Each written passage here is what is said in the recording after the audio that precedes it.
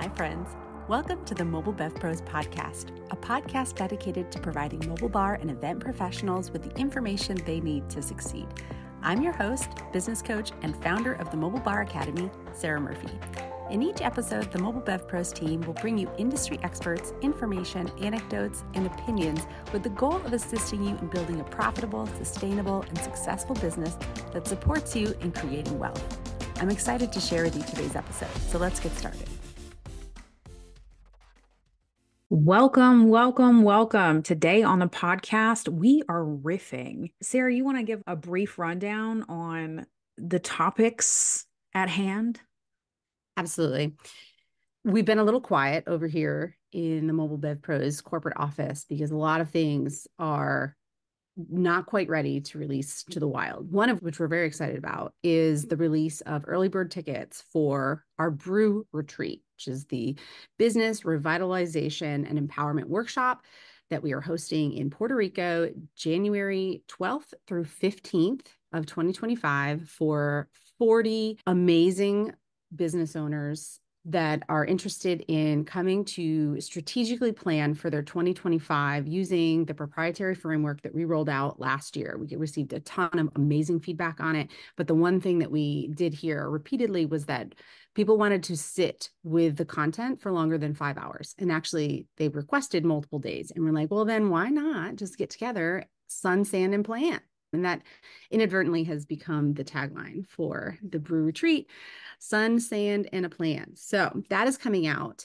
And in the process of doing all the work of planning, building out the website, the ticketing system, and all of that, we have also been simultaneously running all of our other programs. One of the things that keeps coming up within the accelerator is proposals and the concept of selling, marketing, and it's very clear in my head as to how this should look.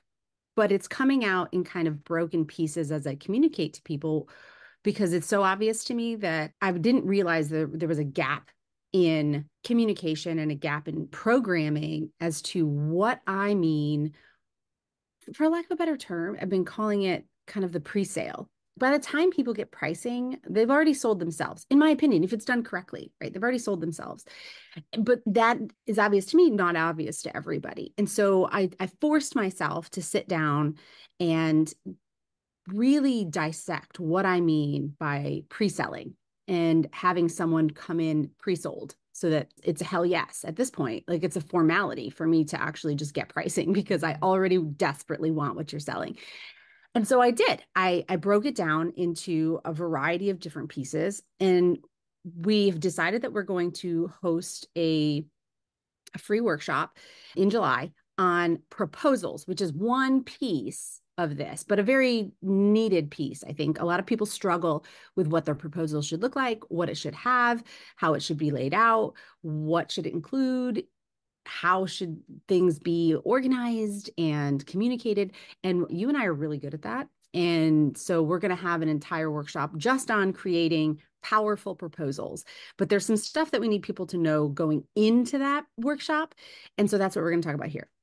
Yeah, and we're actually creating proposal templates so that we can give people real world examples of what proposals look like. And now the most delicious thing about this for me is that this is actually going to replace the current proposal system you have in the academy, because when you know better, you do better, right? And so now that you have spent hundreds of years teaching mobile bar owners, we have seen that there is a growing skill set required for these proposals. And that's something that we're going to convey. We're going to give good examples. So even right now, the current proposal that is in the academy is not at all how you're teaching this. And so we get to revolutionize another section of the academy with powerful proposals and examples and templates for people.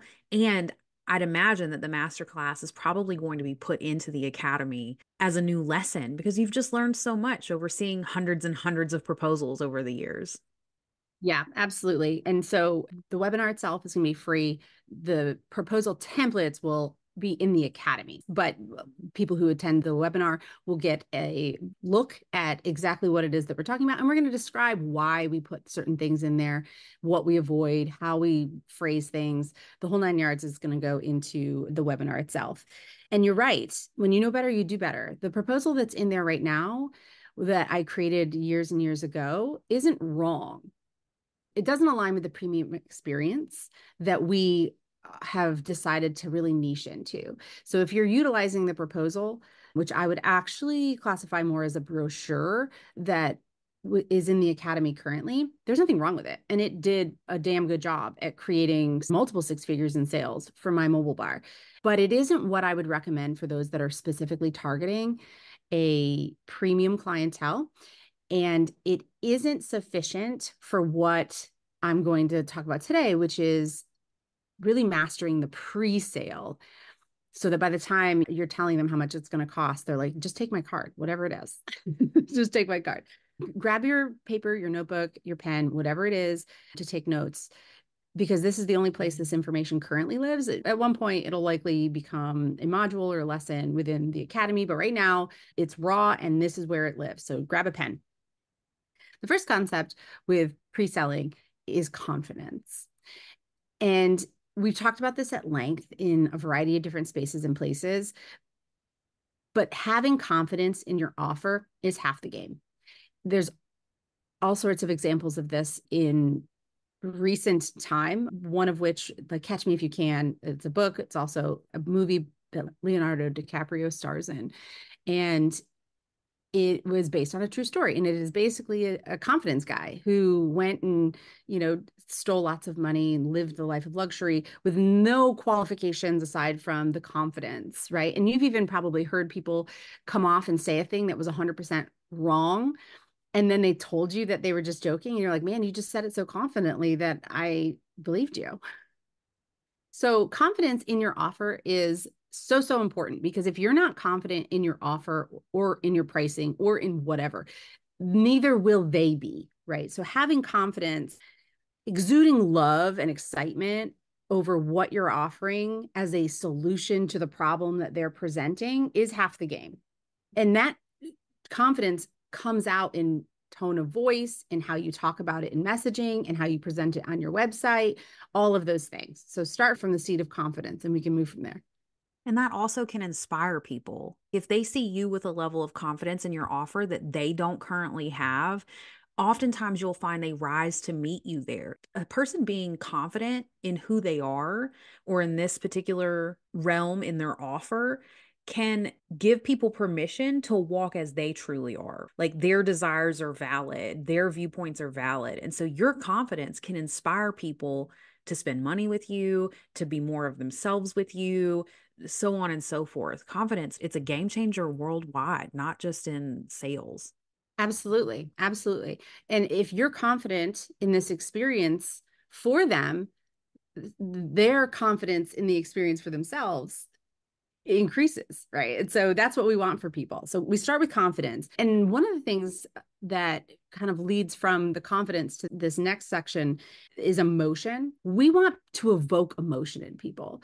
Ideally, positive emotions, but even negative emotions will do. And actually, negative emotions do better. And we'll talk about that in a second. But emotional selling, scientifically and statistically, is wildly more successful in converting than logical selling.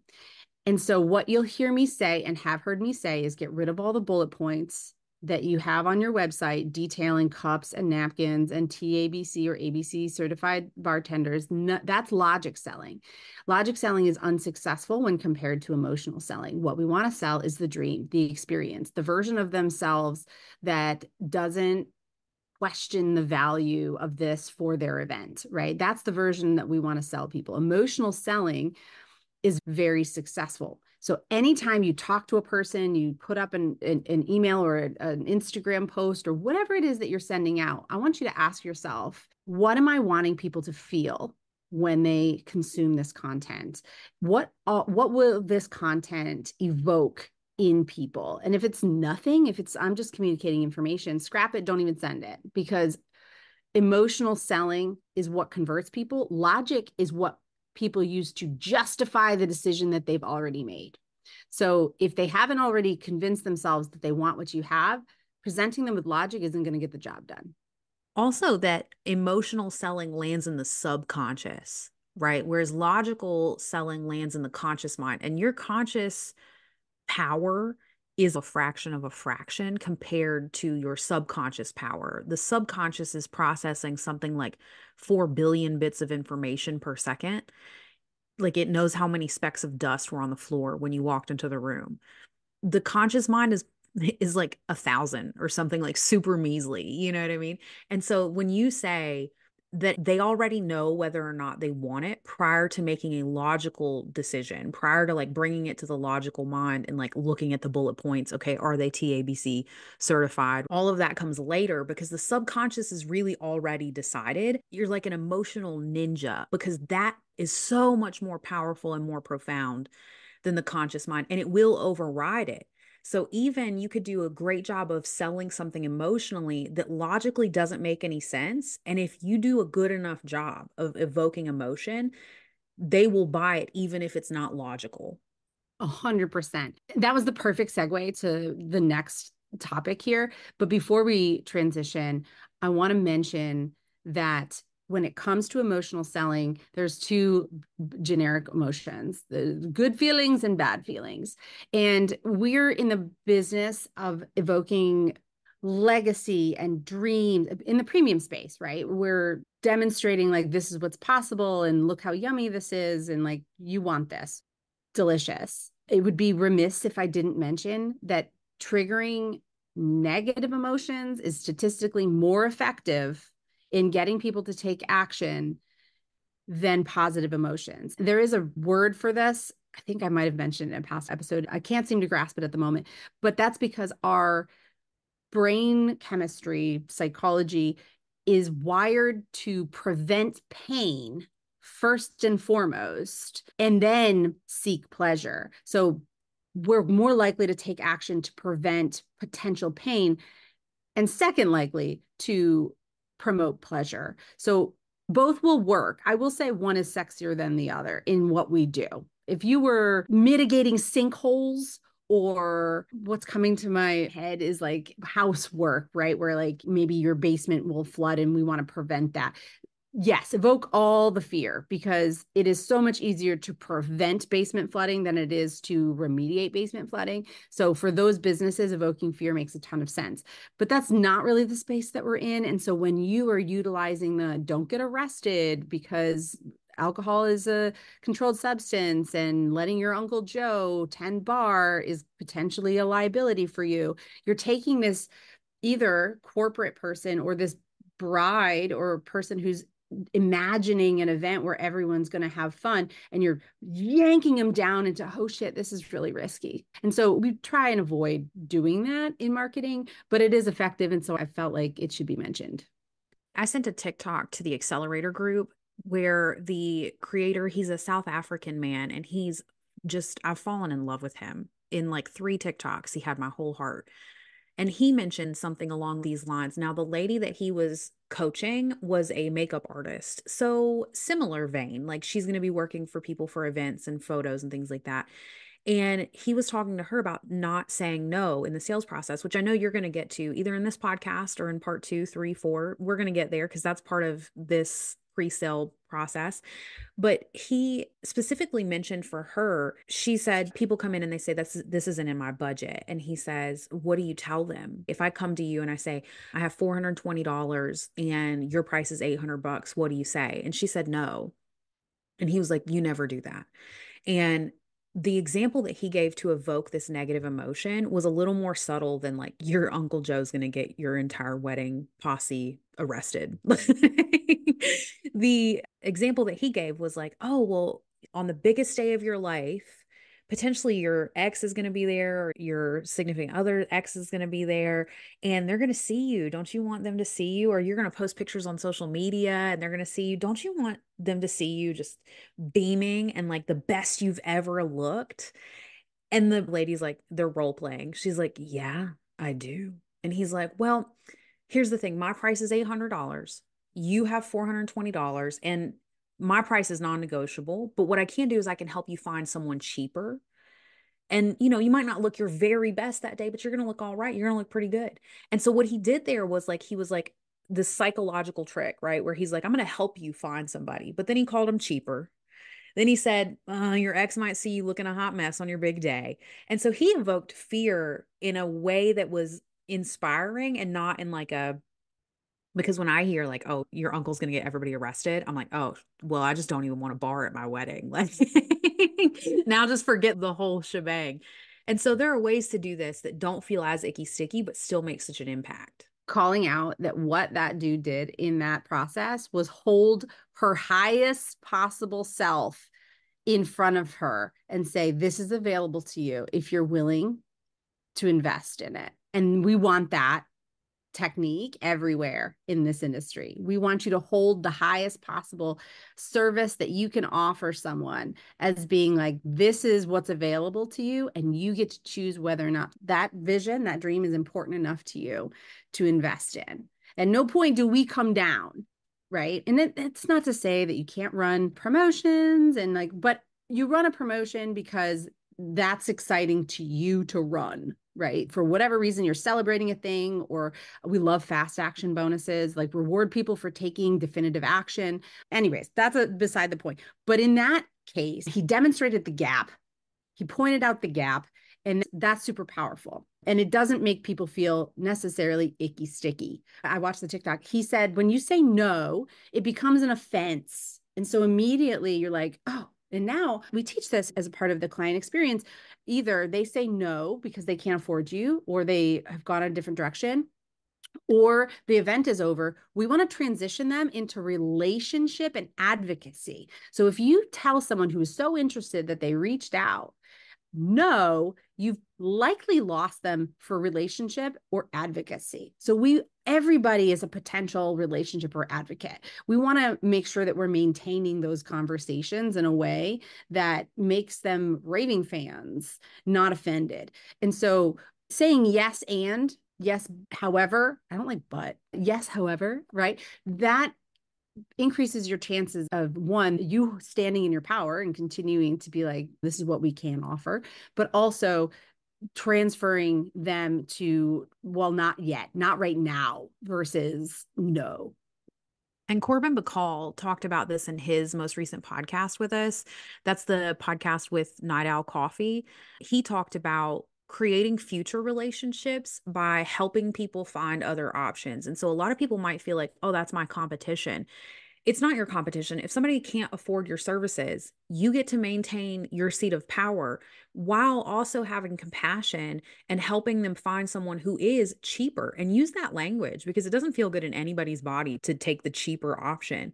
But also, you're creating a relationship where someone can trust you, and potentially in the future, when they do have money, they're like, I loved that experience so much that now I can afford Night Owl Coffee at my event, and I'm absolutely going to do that, right? And so he talked about that.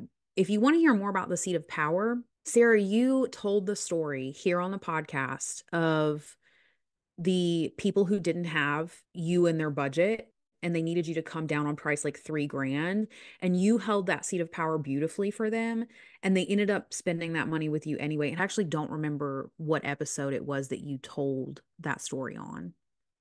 I can't remember the episode either, but just real quick, the story goes that I had spent like 2 weeks crafting this perfect proposal with all the things that they had decided was part of the bar experience that they wanted. We went back and forth via email a number of times. And then I sent them the invoice, and they went silent. And so I followed up at one point, and they're like, our budget is about $3,000, and this is coming in significantly over. Can you get it down to that? Because if so, we'll sign today. And I came back to them. I said, we can get you down to 3,000. What that's going to look like is we're going to have to get rid of this. We're going to have to get rid of that. We're going to have to make this a little bit more simplistic, et cetera. And that'll get you under 3,000. You'll still have a little bit more money in your budget to do other things with. Silence continues. And I think it was like a week later, I reached back out and just asked, like, hey, how are you feeling about the adjustments with the proposal? let me know, if you want to make further edits. And they responded pretty quickly at that point, and they said, no, actually, we'd like to keep the original proposal, and we would like to add on these additional services. So instead of whatever it was at the time, we now, instead of going down to the 3,000, we went up. And that was an example of sitting in the power by reflecting back to them that, yes, we can accommodate your budget, but it also looks like making sacrifices in the experience that you're looking to have. But we had already showed them the experience that was possible for them. And the only thing that needed to happen was a few more dollars. That's it. And so is that, like the wedding of your dreams worth a few dollars? That was basically what we were trying to communicate to them. This is a psychological hack as well that we use in retail, but it's applicable online as well. When you are in the process of selling something, you want to put the experience in their hands. And so when you sent out that initial proposal, they had all these visions and dreams of what was possible. And then, to give you the example, when you're in retail and you want to sell something, you put the something in their hands. So a lady comes in, she wants a curling iron. I take the top shelf curling iron, the very most expensive one we have. I put it in her hands. I have her hold it while I explain to her the advantages of this curling iron and how well it's going to protect her hair and all this stuff. And then when she says, oh, I wasn't looking to spend $120 on a curling iron today, I take it away from her. And then I reach down to the bottom shelf and I put a $50 or a $30 curling iron in her hand. And I say, well, this one will get the job done. It's not going to do any of the cool stuff I just told you. Right. And so, like, when you put something in somebody's hand, when you give them a proposal and you show them what's possible, they now have ownership of that. They're like, this is mine. And then when you take it away, like we're like little children on the inside, because you take it away and they're like, no, that was mine. Don't take it away from me. Right. And then 90% of the time, what we would find was that she wanted to invest in the $120 curling iron anyway, especially when it was hers for a brief moment. And then I took it away from her and put some cheap other option in front of her. And that's kind of what you did. You were like, here's what's possible. And they were like, yes, we'll take it. And you're like, oh, actually, if you want less, we'll do less. And they're like, less is gross. We want more. Absolutely that. And so we went on this riff because I wanted to reflect back that emotional selling can look both positive and negative. It can look like, all the mushy gushy butterflies in the tummy. And it can also look like, oh, there's a void, right? There's like, I don't want the void. I'm uncomfortable with the less, right? And so you can sell from both sides. You had mentioned about emotional selling triggering the subconscious because the emotions come subconsciously. And for anyone who doesn't know what I mean by that, it's like you don't typically show up and be like, I'm going to be angry right now. And then you get angry, right? You're angry and your logic brain has to catch up and be like, what the fuck's happening here? And so when we emotionally sell, it's because you've triggered hope, love, excitement, or other emotions, but you've triggered that. And then their logic brain has to be like, wait, why am I having that feeling? So how do we emotionally sell? Okay. That's the next point here that you segued so beautifully in when you brought up the subconscious. We emotionally sell through the senses. The senses have a direct hardwire to the subconscious. And your logic brain oftentimes has to be like, oh, I'm smelling a thing. What's that smell? Obviously, we can't use smell most of the time when we're selling in this particular industry. But I use that as an example because senses have a direct line into the brain. So what senses do we have in this industry? Oftentimes, every once in a while, you're going to be able to sell to somebody because they're standing in front of you. Maybe they're at a bar that you're doing for another event. Maybe you're doing a promotional event and they're able to taste and smell and touch your product. Beautiful. But for the most part, what we have is words, which is visual or audio. But in this case, most of the time, it's visual. And auditory, if we get like multimedia on Instagram or, TikTok, Facebook, those are multimedia, right?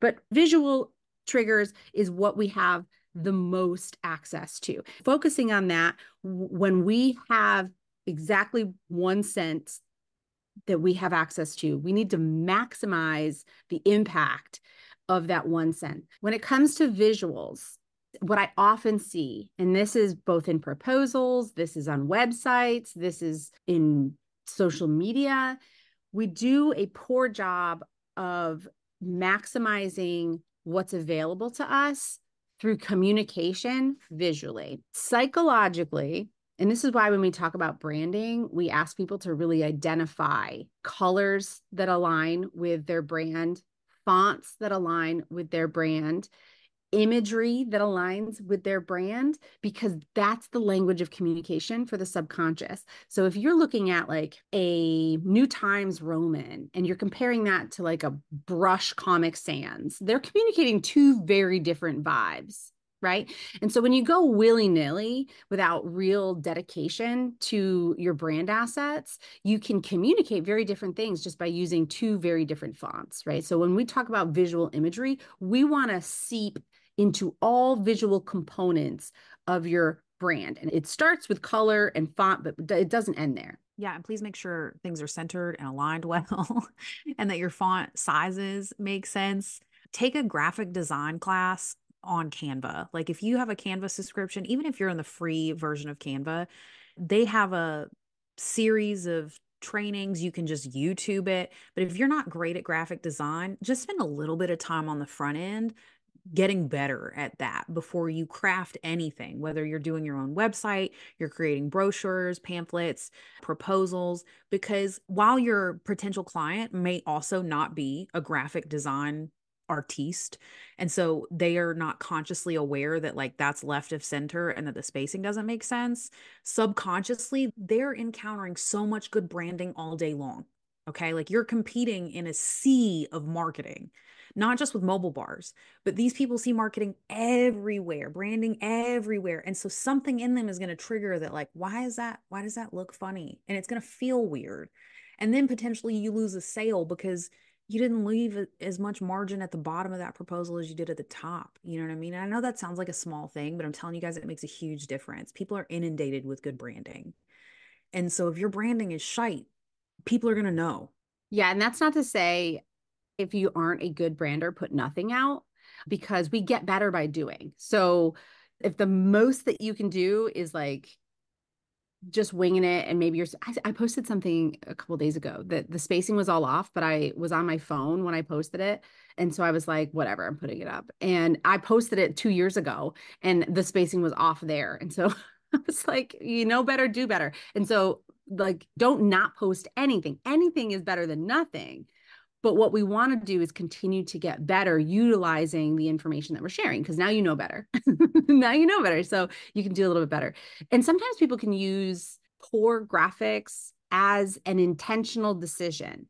Not even poor graphics, but poor spelling. I think Buc-ee's was running billboards where they spelled words wrong, or certain letters were upside down. Like that's intentional. It made people a little upset, but that became conversational, right? So like if it's intentional, then it's doing its job. But if it's unintentional, it makes it look sloppy, like there's a lack of attention to detail. And we're in the premium space here, right? Again, Mobile Bev Pros is focusing on people who are in the premium space that are looking for premium clients. They're more discerning. And so they're going to subconsciously notice spelling errors. They're going to subconsciously notice spacing issues. They're going to subconsciously notice inconsistent brand presentation. So if you're using different colors, different fonts, different voice, they're going to notice even if they don't consciously notice. The next thing I want to mention about using imagery and design to capture and attract potential clients is in the types of images that we use.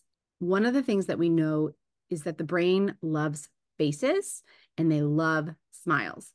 And a lot of times we see people creating websites, social media designs that focus heavily on their rigs or their bars or their cocktails.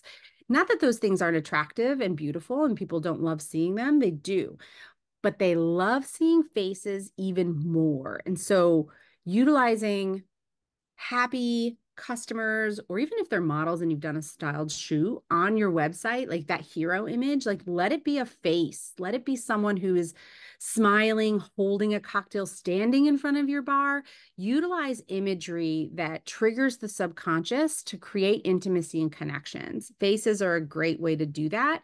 Also, smiles, utilizing colors that are consistent with your brand colors whenever possible, and also using or capturing photos of almost like candids. People love when they feel like they're peeking behind the curtain or they're seeing motion or movement. So it's not necessarily a static, well-composed photo, but it's something that maybe someone is actively handing a drink to someone, or maybe no one's looking at the camera, but you're catching a glimpse of a moment where people are enjoying themselves. All of these things play a big part in using imagery and design to attract the subconscious into making an emotional decision before the logic brain even knows what's going on.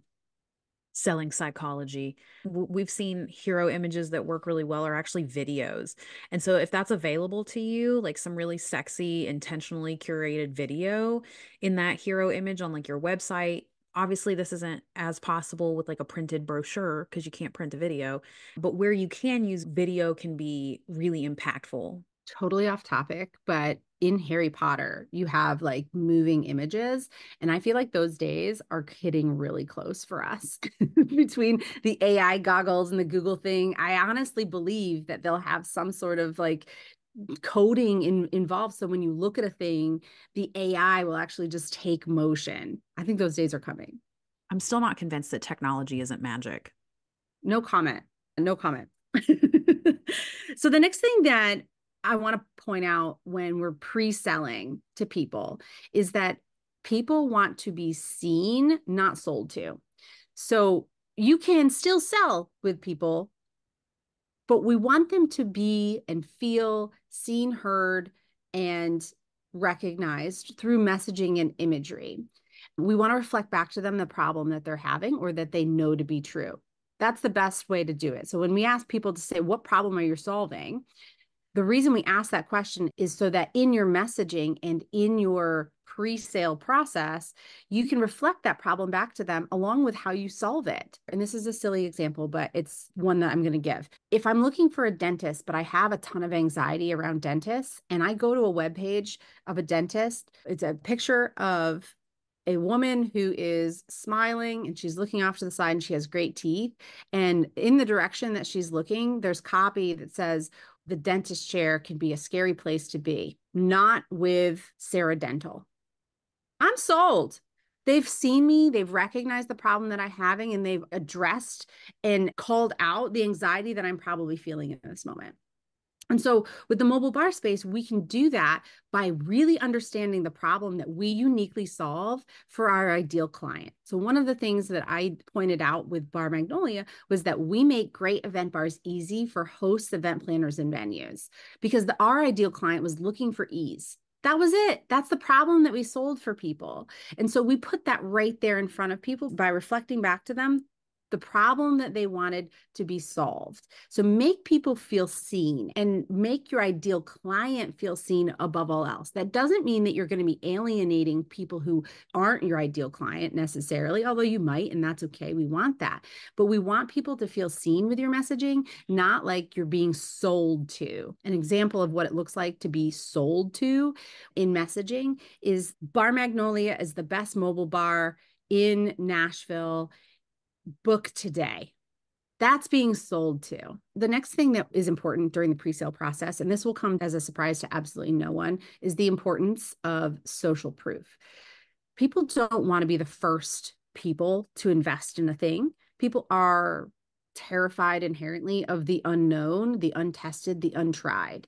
So people will look outside of themselves for validation that this is a worthy investment. This is a safe investment as much as possible. Think about how many times you rush to the Amazon review section before you buy anything. I sort, it's 4 stars or above for me. Anything else doesn't exist to me, right? And so the same is true when people are investing, especially at high dollar amounts. I won't buy anything for $8 off Amazon unless it's 4 or 5 stars. I'm certainly not going to spend multiple thousands of dollars with a bar company unless someone else out there has hired them and validated that they're trustworthy and a good investment. So whenever possible, utilize testimonials, case studies, like link up to your Google reviews or your not reviews or whatever it is that you have. They should be legit, but testimonials, you're only going to put like the most glowing ones up, right? We know that, they know that, and still the brain eats that up. They're like, oh my gosh, people are saying positive things that, like, yes, the discerning part of the brain, the logic part of the brain really should go and do some additional research to make sure that the only thing that they look at isn't just the testimonials that are on that website, but the subconscious brain largely doesn't care. It just wants to see that someone has spoken positively about their experience with this particular company. So it's important to put testimonials on your website so that people know that you can be trusted and that other people have invested in your services. The other thing that's available for those of you who have a pool of testimonials, and Sarah, maybe also if you want to touch for the newbies on what to do if you have no testimonials, if this really is the first event, right? But for now, I'm going to offer that if you have a stockpile of testimonials, utilize testimonials that highlight what that client wants to feel. So as an example, right now I'm co-creating with Sarah the proposals that we're going to use for the masterclass, right? And for the lover archetype, for the wedding, I'm using fake testimonials. I'm making them up because they're for templates, but I'm using testimonials that testify to amazing wedding experiences, that speak to the lover archetype, that use sensory language because a bride is in her most feeling and vulnerable state, right? Whereas when we create the corporate one, those testimonials are going to reflect professionalism, ease of service, how adept the mobile bar service is at what they do. And when I do it for the magician or for the jester, I'm going to use fun testimonials, how amazing it was. It was so exciting. We loved it. I'm going to change, of course, the images, right? And so depending on how serious you are about this business, you can get really granular in that when you receive an inquiry for a corporate client, potentially you have a different proposal template, which you will if you're in the academy, to use for that than you did for the wedding. And you want to do the same thing with testimonials. Yes, I love that you pointed out that testimonials that highlight either what you're trying to communicate or are reflections of the type of client that you're trying to sell with whatever it is that you're trying to sell make a big difference.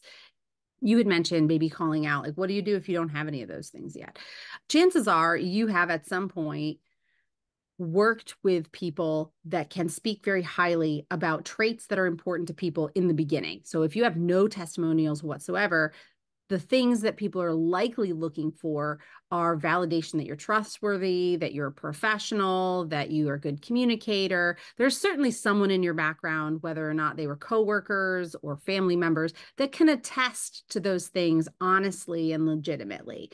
It doesn't necessarily have to be a past paid client, especially in the beginning, but we do want a third party to be saying things that are attributes someone that would be looking to hire you are looking for.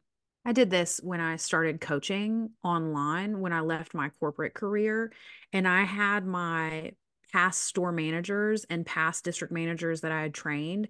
I had them write testimonials as a testament to my leadership skills, to my ability to problem solve, to like mediation skills, right? And a lot of those were transferable because the women that I started supporting in coaching were professional women. They were entrepreneurs and they were concerned about business and also like personal development. And I already had all of that from the hundreds of store managers and district managers that I had trained, just through a slightly different lens. And so I did put up testimonials. Now I have coaching client testimonials, but prior to that, I used past leaders. Yep, absolutely. The other thing here is if you can get a photo of them, like have them submit a photo as a part of this process, do that because people love seeing who it is. Like, oh, that's a real person. Now, the logic part of our brain absolutely 100% knows these testimonials could be made up and the image could have been generated with AI, and still our subconscious brain is going to take it a little bit as a grain of truth. So it's better than having none. Yeah, and big companies actually do this because when you start getting into graphic design, you can really train the eye to recognize a stock photo when you see one. But most people don't, they're so inundated again with branding and stock photos that they don't know the difference. And so, oftentimes you'll see huge companies that have all these testimonials. They'll use a smiling image of a woman that is 110% a stock photo that I could find on Canva right now. And like they don't even try to hide it. You know what I mean? And that's because the logic brain is literally just justifying with the emotional brain, and that's it. So, in order for them to give enough shits to go and look to see if that was a stock photo or not, their logic brain had to have been like, something about this feels wrong. Something about this feels like it's a little off. So, the emotional brain was what triggered the sense like, I should probably go fact check this. If you love everything that you see on the page and your logic brain is literally just justifying it, they don't care. They're going to assume that this Susie person that gave it 5 stars is a real person. Now, do not use fake testimonials. That is not what I'm saying. But what we are saying is gather testimonials from friends, families, coworkers, past managers that speak to the transferable traits that you're bringing into the industry, and get photos if and where possible, and let the potential client decide whether or not that's sufficient or not. This has been an awesome episode. Next time, we're going to do a part 2 and we're going to keep going because you have a list of things. Do you want to kind of just touch on the list and like tell us what's going to be in the next episodes? Yes. Okay. So things remaining on this list, which as a reminder, are concepts that we would really like people to have familiarity with prior to the masterclass on proposals. Because once you send a proposal, we want it to be a hell yes. It's literally just, sealing the deal. They already have pre-sold themselves on making the decision. All they need to know now is how much money to send you, right? That's where we're at with the proposal. So all of this work that we're doing, all of this pre-selling that we're doing is what would happen before they even receive a proposal. I don't want people to think that sending the proposal is where we woo people into the hell yes. It is not. All of this pre-work has gone into having them convince themselves that they want whatever it is that you're selling. And so remaining topics that I want to talk about are future casting or setting of expectations. What happens once I say yes, right? We want to sell the dream. We want to build intimacy throughout this process. So people do business with people. How are we getting them to know who we are as a company, who we are as a team? How are we wooing them with our charming personality? We're going to talk about making the ask and inviting people to take action. We're going to talk about what to automate and what not to automate, because I'm team automation, but not in all places and spaces, especially as we get to the premium sphere. We're going to talk about where brochures versus proposals come into play and what should be on both. And this gets a little rough because this industry is very inundated with the CRMs Honeybook and Dubsado. And I think one calls the thing brochure and one calls it a proposal, but they function very much in the same way. And I see brochures and proposals as being very different things. And you potentially should have both depending on the use case. So we're going to talk about that. And then lastly, what I might talk about is killing your pricing guide, your service selection sheet, and your rate guide altogether. And that one might be a little uncomfortable for people, but we might talk about that. And I have 2 more here on the list, both of which are going to be covered in the Powerful Proposals Masterclass, but just a little preview here. We're going to talk about inviting them in to take action, and we'll talk about the importance and the power of selling a base package before trying to sell them the whole shebang. So yeah, that's a little bit about what's in store for those who stick around and listen to the podcast next week.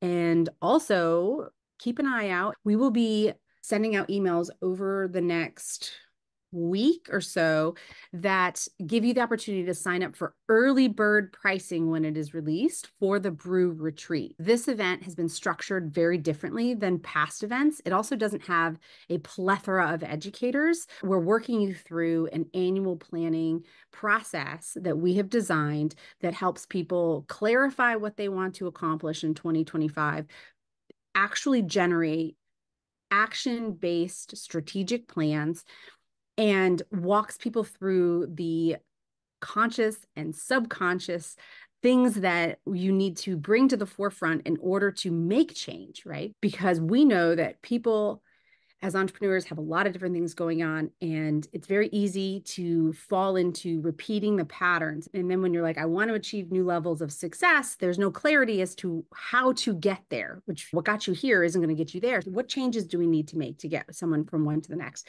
And so this particular retreat is very different than the types that we've done in the past. It's more intimate. There's only 40 seats at this one, whereas in the past, it's been 100 to 150.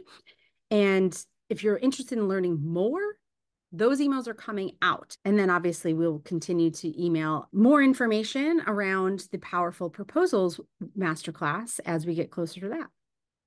And I'll actually just link in the show notes the link for people to join the Brew waitlist. The early bird is only going to be for the people that are on the Brew waitlist. So I'll link that in the show notes so you can get on the waitlist to be included in those early bird specials. The other thing that I wanted to say was that Brew is not necessarily mobile bar specific. The vast majority of our clientele are mobile bar owners.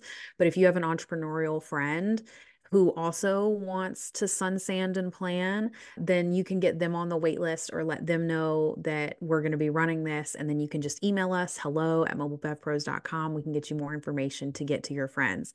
So it is open-ended, only 40 seats. We do expect that they'll go pretty quickly because who doesn't want to go to Puerto Rico and plan their 2025?